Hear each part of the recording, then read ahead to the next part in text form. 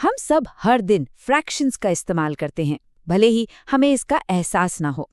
Pizza के एक टुकड़े से लेकर किसी रेसिपी में आधा कप चीनी तक, ये नंबर्स हमारी दुनिया को समझने में मदद करते हैं। तो चलिए आज इन्हें थोड़ा और करीब से समझते हैं। कभी सोचा है कि एक पिज्जा को दोस्तों के बीच बराबर कैसे बांटा जाए, या केक का एक टुकड़ा कैसे मांगे? असल में जब हम ये सब करते हैं तो हम फ्रैक्शंस का ही इस्तेमाल कर रहे होते हैं। ये किसी भी पूरी चीज के हिस्सों के बारे में बात करने का एक तरीका है। तो आखिर ये भिन्न यानी फ्रैक्शंस हैं क्या? आसान शब्दों में कहें तो ये बांटने की भाषा है। चलिए इसके दो सबसे जरूरी हिस्सों को समझ लेते हैं। हर फ्रैक्शन में दो चीजें होती हैं। नीचे वाली संख्या, जिसे हम हर या डिनोमिनेटर कहते हैं, ये बताती है कि किसी पूरी चीज के कुल कितने बराबर हिस्से किए गए हैं। जैसे एक पिज्जा में टोटल कितने स्लाइस हैं। और ऊपर की संख्या, जिसे अंश या न्यूमरेटर कहते हैं, वो बताती है कि हम उन हिस्सों में से कितनों की बात कर रहे हैं। तो मान लीजिए एक पिज्जा में 8 स्लाइस हैं और उसमें से 2 स्लाइस खा लिए गए हैं, तो फ्रैक्शन बनेगा 2/8। यहाँ हर यानी डिनोमिनेटर है 8, जो कुल हिस्से हैं, और अंश यानी न्यूमरेटर है 2, जो वो हिस्से हैं जिनकी बात हो रही है ना सिंपल? अच्छा, अब जब हम बेसिक समझ गए हैं तो सबसे आम तरह के फ्रैक्शन को देखते हैं, प्रॉपर फ्रैक्शंस। ये वो हैं जो हमें सबसे ज्यादा देखने को मिलते हैं। प्रॉपर फ्रैक्शन का एक बहुत सीधा सा नियम है, ऊपर की संख्या यानी न्यूमरेटर हमेशा नीचे की संख्या यानी डिनोमिनेटर से छोटी होगी। इसका मतलब ये हुआ कि हम हमेशा एक पूरी चीज से कम की ही बात कर रहे हैं। जरा सोचिए, एक पिज्जा का आधा हिस्सा मतलब 1/2, या फिर एक चॉकलेट बार के 4 में से 3 टुकड़े यानी 3/4। इन दोनों ही मामलों में हमारे पास पूरी चीज नहीं है, बस उसका एक हिस्सा है। यही प्रॉपर फ्रैक्शन है। लेकिन तब क्या होगा जब हमारे पास एक पूरी चीज से ज्यादा हो? मान लीजिए 2 पिज्जा हैं, लेकिन हम सिर्फ स्लाइस गिन रहे हैं। बस यहीं पर इम्प्रॉपर फ्रैक्शंस काम आते हैं।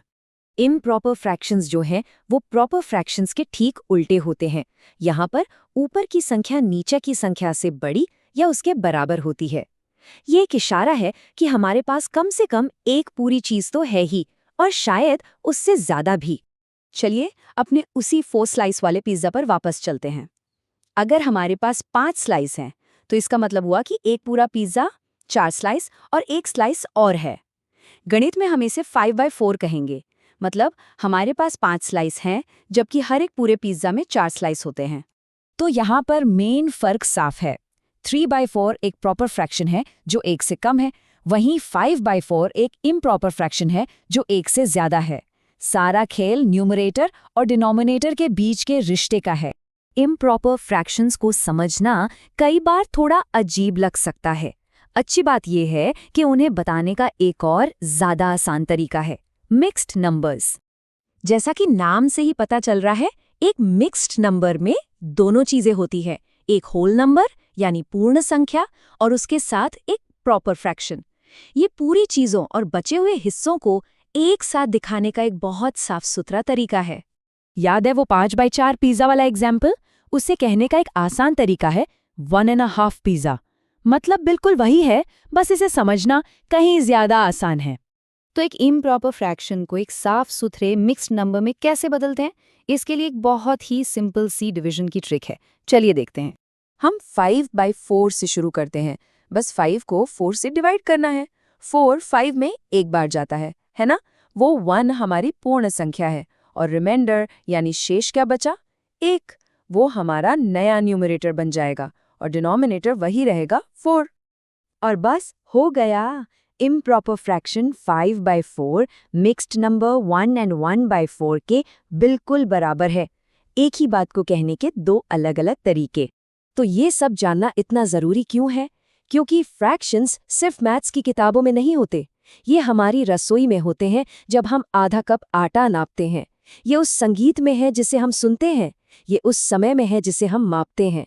ये इस बात को समझने की चाबी है कि हमारी दुनिया के अलग-अलग हिस्से एक साथ कैसे फिट होते हैं। तो अब देखने वाली बात यह है कि हम अपनी दुनिया में फ्रैक्शंस को कहाँ-कहाँ ढूंढ सकते हैं। चाहे वो हमारी घड़ी पर हो, हमारी खाने की प्लेट पर हो, या उन खबरों में हो जो हम पढ़ते हैं। एक बार अगर हम उन्हें देखना शुरू कर दें तो वो हमें हर जगह मिलेंगे।